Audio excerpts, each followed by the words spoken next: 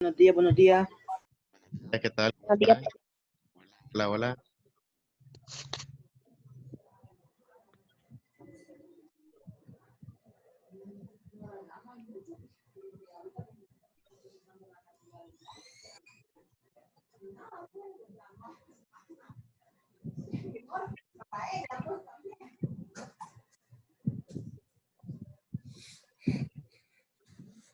Buenos días. Bien, chicos. Pues el día de hoy, Andrea. Hoy sí ya la vi, Andrea. Andrea Vivas. Perfecto. Ya la anoté ya. Muy bien. Stephanie, la cámara. Y vamos a ver. La cámara, chicos. Les digo que las apaguen por la razón siguiente. Acuérdense de que yo grabo la clase y la subo a YouTube. Entonces, para cuidar la privacidad de ustedes. Acuérdense de que YouTube ya es un medio público y lo ven pues las personas. Entonces, quiero tener bastante cuidado con esa parte. Entonces, por eso, cuando paso lista, inhabilito la grabación. Que veo de que, vamos a ver, me parece que veo uno nuevo aquí. Ah, no, ya está ya. Bien, jóvenes, ahorita, el día de hoy, pues nos vamos a enfocar ya en analizar pues lo que es pues la, prácticamente ya lo que es la nueva temática. En la clase pasada ya estuvimos analizando ya lo que es el posclásico, ¿verdad? Y comentamos sobre los mayas, ¿o me equivoco? Dele, dele. Jóvenes, porque si Hola, no, hola. si no quedó claro, pues hacemos una recapitulación del periodo posclásico. Mejor, pero ese día mejor. Recapitulación, profe.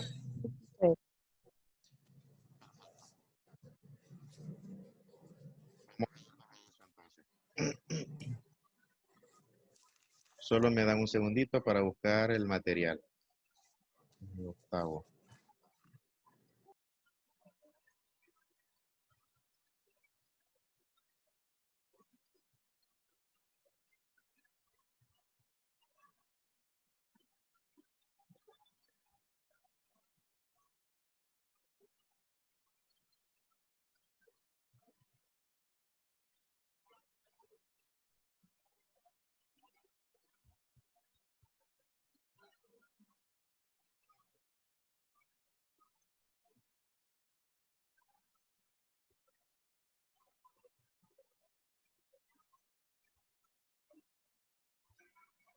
Bien, en la clase pasada, prácticamente pues nosotros estuvimos ya analizando ya los últimos aspectos relacionados con lo que es pues las etapas evolutivas de la historia de América dentro de la época prehispánica o precolombina. Recordemos que todos estos acontecimientos que estuvimos analizando están enmarcados antes de la colonización. Después de esto, el tema que le sigue ahora es el tema de la época colonial. Entonces, si ustedes ven cómo vamos avanzando en el tiempo y cómo poco a poco nos vamos acercando hacia lo que es la Primero actualidad. estuvimos con el origen, de ahora vamos, primero estuvimos el origen, después el posclásico y ahorita vamos a empezar a entrar en la era de la colonia. Al terminar de recapitular como ustedes me lo pidieron, porque Sí. me pidieron tratar de finiquitar lo que es esto. Entonces, Sí, pues. vamos a finiquitar esto y estaríamos entrando a la época colonial en la próxima clase. ¿Está bien? Si logramos hacerlo en esta clase, que lo dudo porque es bien cortito el tiempo. Y solamente en el caso de la época colonial, aparte de examinar lo que son las instituciones, lo que es la jerarquía social durante el periodo de la colonia, hay que analizar algunas cositas que lamentablemente pues no se nos ha mencionado. Esa es la otra cara de la historia. Y nuestro punto, pues, o nuestro interés, pues, es hacer un análisis objetivo, que eso es lo que nosotros hacemos. Examinamos todos, tanto ustedes como mi persona, cada uno de estos contextos, cada uno de estos elementos para tratar de dar, pues, un significado. Entonces, Cuando nosotros nos aventuramos ya en lo que es el periodo posclásico se caracteriza en primer lugar porque es, por decirlo así, el momento donde se ve el ocaso de esas grandes civilizaciones. Vemos que el posclásico ya es la frontera entre lo que es la época prehispánica y la época colonial. Ya prácticamente, pues, en el posclásico tardío, ya es cuando se da lo que es el proceso de encuentro entre lo que son los españoles y lo que son los aborígenes que estaban acá. Pero lo que marca eso fue ese momento cuando llegan los españoles a América, marca la finalización del posclásico y genera ya el inicio de lo que es una nueva etapa histórica, lo que es la época colonial. Ahora, el periodo posclásico se caracterizó porque aquí, en primer lugar, se generó lo que es el colapso de grandes civilizaciones. Y una de esas grandes civilizaciones que colapsó para este periodo fue la civilización maya. Cuando nosotros estudiamos sobre lo que son las culturas precolombinas, recuerdan los avances que habían alcanzado los mayas. ¿Vieron ese video cuando, en el caso del templo de Kukulcán, lo recuerdan? Sí, que Sí. aplauden Ajá. y sale el sonido como un quetzal que está cantando. Bueno, todo eso eso es un pequeñito ejemplo de los notables avances que lograron esta gran civilización, chicos. Y nadie ha Entonces, descubierto que por qué se da eso. ¿cómo dice, hijo? Nadie ha descubierto por qué se da ese eco. Ah, lo del eco en la pirámide de Kukulcán. Bueno, ¿Sí? los investigadores han analizado con mucho detenimiento lo que es la estructura de esta pirámide. Y ellos han llegado a la conclusión de que la forma misma de la estructura es la que genera la deformación de las ondas sónicas para hacer que parezcan el sonido de un quetzal. La cuestión es que no se sabe cómo lo hicieron y cómo lograron concebir ellos la idea de que al hacer eso se podían deformar las ondas sónicas. Ahora, O lo que es el ahora eco. Ajá, dígame, Carlos, lo escucho. ni aún ahorita en la actualidad no se da eso, ¿verdad? Nosotros no somos capaces de hacer eso. Si yo construyo o si usted construye un edificio y aplaude enfrente del edificio, no va a escuchar el sonido de un quetzal o el ladrido de un perro. No, o sea, llegar hasta ese nivel de sofisticación, pues, o incluso yo me paro enfrente de mi casa y aplaudo, no. O sea, la construcción misma se caracteriza porque la misma pirámide fue construida con ese objetivo. Hacer, Profe, ajá, sí. ¿Quién quiere disculpe, participar? ¿qué tema está explicando? Es que no me da que está, hasta ahorita vengo conectando. Estoy haciendo ya una remembranza sobre ya lo que es la última parte de lo que es el periodo posclásico y el colapso de la civilización maya, para después pasar al nuevo tema que es la época colonial. En eso estamos ahorita. Y ahorita pues nos consultaron sobre lo que es la pirámide de Kukulcán. Cuando estuvimos examinando lo que son las características de esa pirámide en las clases anteriores, el eco de cuando uno aplaude frente a la escalinata central. Pues bien, eso realmente pues que eso es lo que han determinado y pues sorprende porque aparte de generar fascinación jóvenes, también genera incógnitas, pues. Llegar a ese nivel es muy, llama Complicado. bastante la atención, sí, bien complicado. Solamente ellos sabrán cómo lo hicieron. Pues bien, hay cosas que quedan pues guardadas en el olvido para siempre. Recordemos que nosotros actualmente en la modernidad pues vamos a desconocer muchas cosas de esta cultura porque algunas cuestiones quedaron perdidas para siempre en el pasado. Recordemos que cuando se da el proceso de conquista, vinieron nuestros conquistadores y destruyeron acuérdense que los mayas se caracterizaban porque tenían códices. Uno de ellos famoso Es códices, profe. los códices Es se códice. caracterizan, los Es un tipo de códices se caracterizan porque en ellos los mayas eh, guardaban o escribían todo lo que era relacionado con su ciencia, su cultura, su historia. Era como que si fuera una especie de enciclopedia para ellos. Entonces, la función de un códice era eso. Actualmente sobrevive solamente, hay dos. Uno es el Códice de Dresde, que está en Dresde, Alemania, en un museo. Pero a la mayor parte de los avances, de los conocimientos que los mayas tenían escritos en lo que era, pues, ya, ahora, hay que aclarar algo. No es que estoy diciendo que lo hacían en papel, porque el papel eso fue algo que lo inventaron los chinos. Ellos utilizaban otra especie de material para poder hacer eso. Profe, Entonces, el detalle es que los conquistadores destruyeron todas esas cosas que esas grandes civilizaciones habían hecho. Destruyeron los códices, destruyeron muchas cosas, muchas esculturas. O sea, fue un proceso, por eso cuando nosotros analicemos el proceso de conquista, lo vamos a analizar como prácticamente como la etapa más lamentable y más triste en la historia de América. Entonces, eso fue lo que pasó y por eso a veces no tenemos quizás la información necesaria para poder terminar de entender estas grandes civilizaciones. Profe. Ajá, sí. si hubiera todo eso que dije de los códices, seríamos más avanzados nosotros, ¿verdad? No, bueno, quizás no seríamos, lo que lo trato de explicar es que conociéramos más sobre ellos, conociéramos más aspectos que ahora pues se desconocen. Hay muchas cuestiones de ellos pues que todavía no se han terminado de completar en cuanto a estudios. Recordemos que incluso lo que nosotros sabemos de la cultura maya es pequeñito en comparación con lo que hace falta por descubrir de ellos.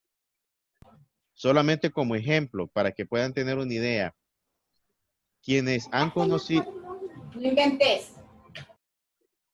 no sé quiénes han conocido, conocen el Parque Arqueológico de Copán, Copán Ruinas. ¿Quiénes han ido ahí? ¿Quiénes lo conocen ya? Yo no lo conozco, pero lo viste en fotos. Bueno, los que lo han visto, si ustedes se fijan en Copán, pues un lugar muy bonito y pues ahí se ven lo que son muchas estructuras, Profe, ajá, sí. ahí está la escalinata jeroglífica. Sí, hay una escalinata por la cual Copán fue declarado Patrimonio Mundial de la Humanidad. Es que pueden estar en un Y museo que hermoso, ahí hecho a mano. digan, Yo te voy a llevar eso. y que hay una cuestión, en esa escalinata está incompleta porque lamentablemente parte de las estatuas y de los jeroglíficos pues fueron llevados por los arqueólogos y están ahora en museos de Estados Unidos y Europa, que es bastante, como el gobierno en esos tiempos, cuando se dio el descubrimiento del parque arqueológico, no tenía cómo pagar, pues los pagaba con escultura. Vean qué lamentable la situación de nuestro país. Buenos días, Entonces, profe. bueno, Disculpe que entre tarde, había ido la luz aquí. sí, vamos, deme su nombre. Merlin Samir Laine. Mira, ahorita vamos a ver para anotarlo. Entonces, lo que les quería explicarles del ejemplo de Copán. Cuando uno va a Copán, uno ve ese montón de estructura, pero eso es lo visible. Copán todavía, para los expertos, el 90% de las estructuras de Copán todavía están sin desenterrar y sin investigar. Eso, lo que nosotros vemos a simple vista, solamente es una pequeña parte. Vean entonces la magnitud de lo que fue, porque, óigame, el tamaño de cada una de estas ciudades-estado era enorme, eran, por decirlo así, en sentido metafórico, como decir las metrópolis de la época precolombina. Y aparte de Copán, hubieron muchas otras ciudades-estado. Recordemos que en la organización política de los mayas estaban organizados de esa manera. se constituían en ciudades-estado y cada ciudad-estado tenía su nivel de independencia. Tenía su propio gobernante, su propio nivel de autonomía. Tenía su propia forma de organización política, económica. El problema es que, como eran muchas ciudades-estado las que habían, no solamente estaba Copán, estaban la de Tikal, Chichén Itzá, Can, ajá. O sea, habían varias ciudades-estado que estaban dispersas a lo largo de lo que es Mesoamérica Central, el sur de México, Guatemala y el occidente de Honduras. Entonces, estas ciudades-estado pasaban en conflictos, como por ejemplo, un gobernante quería gobernar por encima de todas y lo venía el otro y también quería hacer lo mismo. Entonces, profe, pasaban permanentemente en... pelear, Dígame, hijo. estaban a la... Profe, una pregunta. ¿Sí? ¿Por qué los mayas construían abajo una ciudad arriba de la otra? Ah, les voy a explicarles eso. Le voy a explicarles eso. Sí, una ciudad Ahorita. arriba de la otra. Ya le capté el ejemplo. Sí, Ahorita le explico eso, pero vamos a buscar, permítame, una fotito de una pirámide para...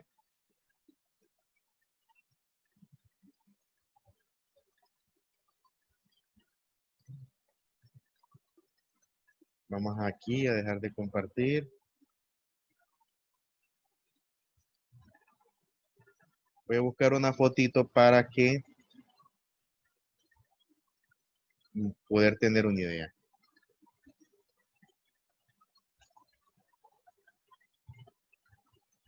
eso es real. Sí. Obviamente. Está pintada en ese color. Son los colores originales. Hay otra cuestión también, jóvenes. Sí está Que- del color así está de vivo. O ya se ha Eh, degradado. es que con el pasar del tiempo se ha venido degradando. Con el pasar, pero esos eran los colores originales. Déjenme buscarle un ejemplo. Aquí está, este era el ejemplo.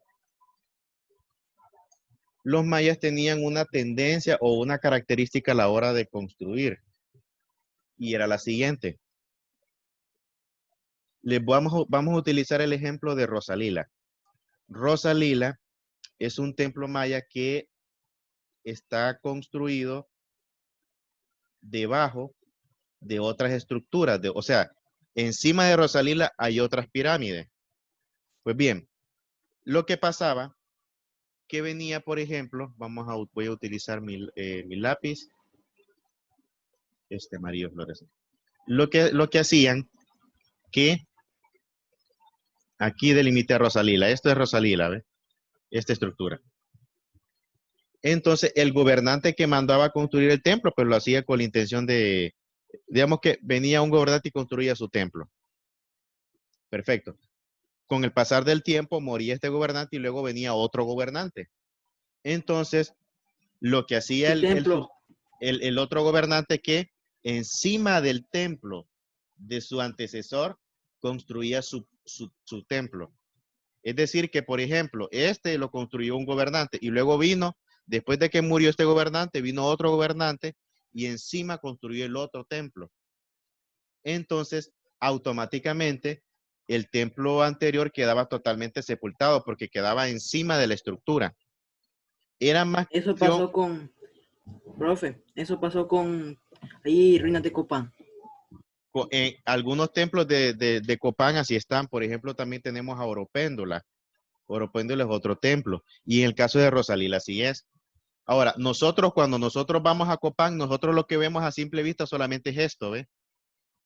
Pero debajo de este gran templo, porque obviamente que ya está destruido con el pasar de los años, pero esta fue una gran pirámide. Entonces, debajo de esta pirámide que estoy mostrando con el lápiz, está soterrado lo que es Rosalila. Ahora, Y Rosalila es más grande que como se mira en la imagen. Rosalila, ya le voy a Está más mostrar. enterrado. Está enterrado. Obviamente que el que esté enterrado tiene que ser más pequeño, porque las dimensiones que el que está arriba tienen que ser mayores para que pueda cubrir toda la estructura en su totalidad.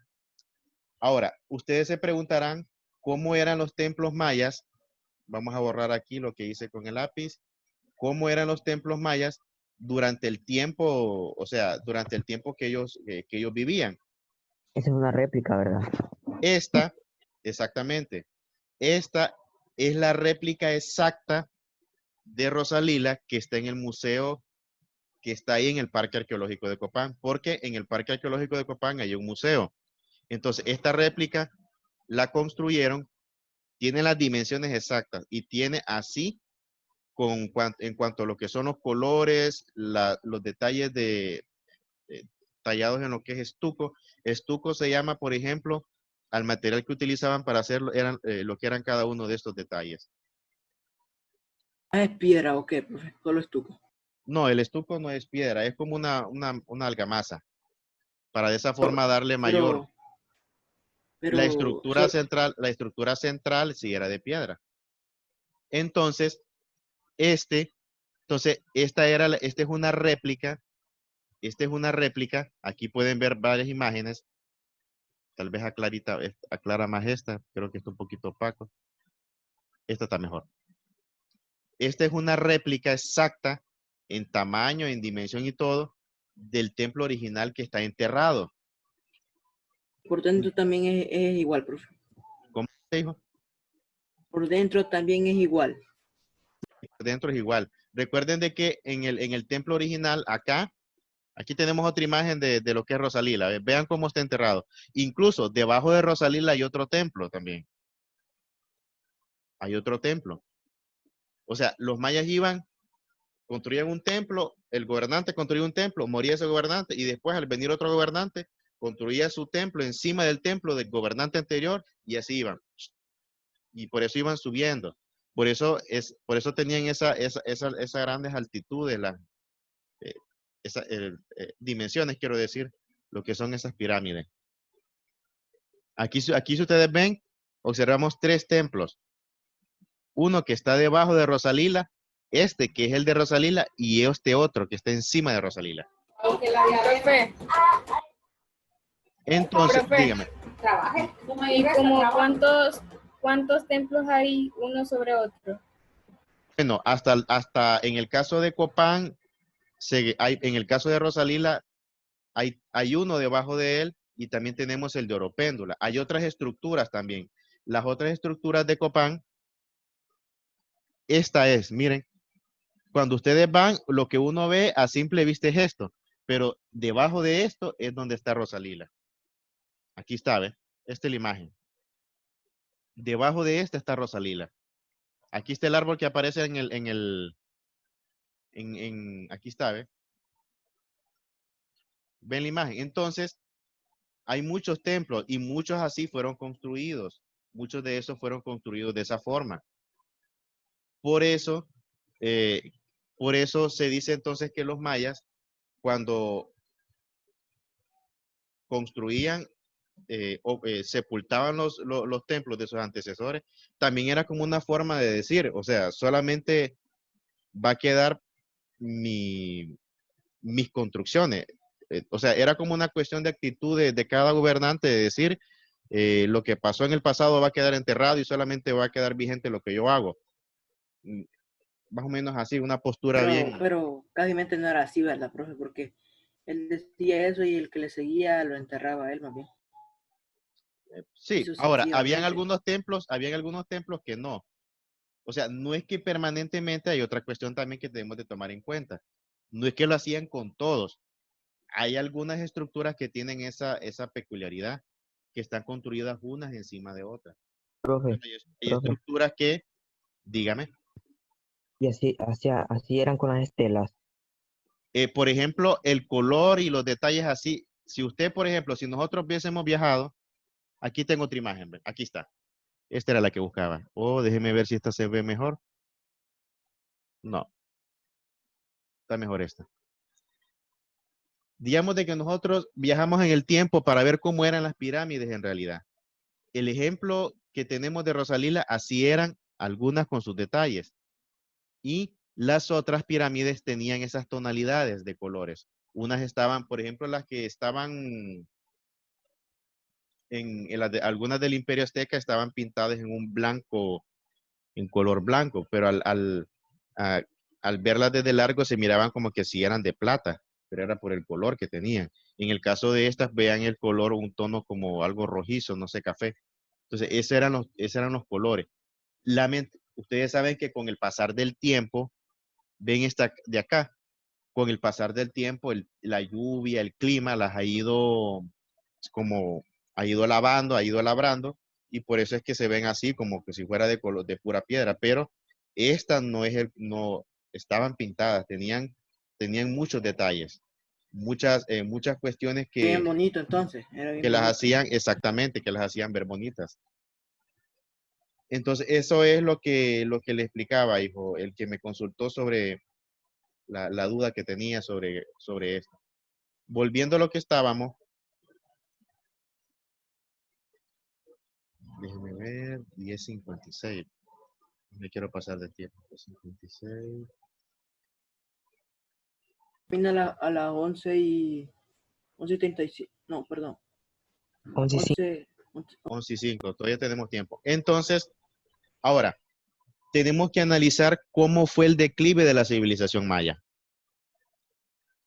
Cómo fue que ellos colapsaron.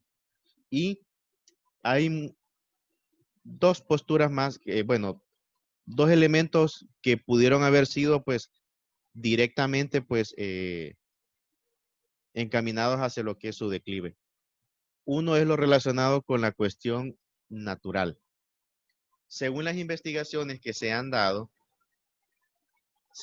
en algunas cuevas. Ustedes saben de que para la ciencia puede determinar, por ejemplo, cómo ha sido la cantidad de lluvias que han existido en los últimos años, mediante análisis de lo que son las precipitaciones. Acordémonos que en las cuevas tienen la característica que son eh, son un testimonio hablante de algunos acontecimientos. Y en el caso de estas zonas, hay bastantes cuevas que se llaman cenotes. Un cenote es como una cueva inundada. Entonces, en cuanto a la cantidad de las variaciones en lo que es el flujo del agua, lo que son sedimentos y toda la cuestión, se puede determinar, por ejemplo, cómo fue el comportamiento de las lluvias y de las precipitaciones mucho tiempo atrás. Pues bien, los expertos lograron determinar que prácticamente durante lo que es este periodo, durante el periodo posclásico, se vivió un acontecimiento que fue, pues, que en cierta manera generó parte del colapso de la civilización maya. Y fue una sequía de más de 95 años. Recordemos que los mayas vivían de la agricultura. Y al vivir de la agricultura, ellos necesitaban entonces de que el clima fuera Hubiera favorable. agua. Sí. Exactamente, que hubiera agua, que lloviera constantemente. Al haber sequía, eso significaba que no había comida, que no se estaba produciendo alimentos. Y al no haber comida, obviamente que la gente pues se estaba desesperando. Por eso ellos recurrieron a muchas prácticas de lo que eran sacrificios. No sé, creo de que Apocalipto, no sé si ustedes vieron Apocalipto alguna vez. Hay una película llamada Apocalipto sobre los mayas. Apocalipto, ¿la Sí, vieron? así es. Sí, No, les sí. pregunto si alguna vez vieron esa película. Sí, No, yo y la he no. visto. Bueno, los que la han visto, Yo ni sé. bueno, los que han visto esa película, hay una parte de Apocalipto donde se ve de que están haciendo los sacrificios Sí, y sí, que sí, que lo decapitan. los decapitan porque en la trama de la película, ellos hacen los sacrificios porque desesperadamente le están suplicando a sus dioses que llueva. Entonces, los sacrificios tenían ese sentido de hacer una ofrenda a los dioses con la intención de que los dioses se contentaran y de esa manera que lloviera. Entonces, en Apocalipto vemos de que se ajusta más o menos al contexto. Y lo otro, en una parte de la película se logra observar que unos sembradíos de maíz totalmente secos. Entonces, ese es un buen ejemplo de que ellos prácticamente pues estaban desesperados. Obviamente, y no era para más, pues, o sea, el hecho de ver de que ya no había comida, pues a cualquiera lo pone de correr. Entonces, el problema fue de que cuando la gente miraba de que no había comida, de que había sequía, comenzaba a haber entonces anarquía. O sea, la sociedad comenzaba a fragmentarse. Ya los líderes ya no sabían cómo, los gobernantes mayas ya no sabían cómo contentar a la gente, cómo darles esperanza a la gente. Entonces la gente comenzó a desesperarse. Y este acontecimiento fue bastante eh, letal para ellos. Sumado Profe, también, dígame. si Tengo ellos una hubieran pregunta. Ujú. ¿Cuál era la población de los mayas en esos tiempos? Según los datos, se estima de que en todo lo que era América, generalmente la población rondaba los más de 80 millones. profe, una pregunta. ¿Sí, Daniel? Soy Carlos, profe Carlos. Ajá. Si los mayas hubieran reunido alimento así pues para guardar como silos, eh, hubieran resistido un poco más. Es difícil porque si usted se fija, tener 95 años de sequía, ellos pudieron haber reunido alimentos para unos meses, pero después necesitaban, acuérdese que el alimento se acaba y guardar alimentos para 100 años sin que se arruine, se descomponga, es bastante difícil. Recordemos que si nosotros ahorita en la modernidad, si usted deja una carga de maíz sin una pastilla de curar o Los sin come el leer, gorgojo. ajá, se lo come el gorgojo en unos cuantos días. Ajá, y si usted quiere tenerlo para 100 años, no va a tener nada.